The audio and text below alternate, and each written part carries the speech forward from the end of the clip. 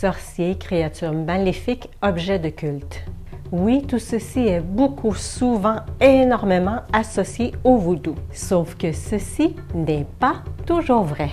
Il y a tellement de fausses idées qui sont véhiculées dans la culture populaire au sujet du vaudou que Mylène Dorsey, professeure adjointe au département de français et études francophones à l'Université de Victoria, a décidé d'offrir un cours sur le vaudou. Je suis d'origine haïtienne, donc je m'y intéresse manifestement, naturellement.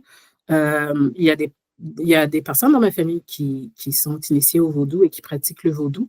Alors, c'est quoi juste le vaudou? Le vaudou est une religion qui vient de l'Afrique, des régions qui sont connues aujourd'hui comme étant le Bénin, le Ghana, le Nigeria et le Sénégal. Avec la colonisation des pays d'Afrique, les gens qui pratiquaient le vaudou n'étaient plus autorisés à le faire. Ils ont donc introduit des mots du christianisme, particulièrement du catholicisme, dans le vaudou pour continuer à le pratiquer. Selon les nombreuses recherches de Mylène Dorsey, il y aurait certains ethnologues et anthropologues au début du 18e et 19e siècle qui auraient contribué à véhiculer de fausses idées du vaudou. Ces images sont restées dans l'imaginaire des gens et c'est ce qu'on voit dans la culture populaire encore aujourd'hui.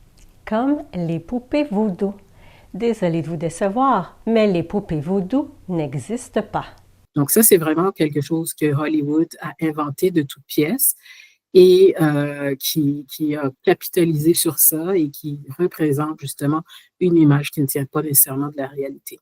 Mylène Dorsey espère que son cours sur la représentation du vaudou dans la culture populaire et la fiction permettra à ses étudiants de reconnaître que le vaudou est une religion au même titre que toutes les religions avec ses propres lois, rites, croyances et cérémonies.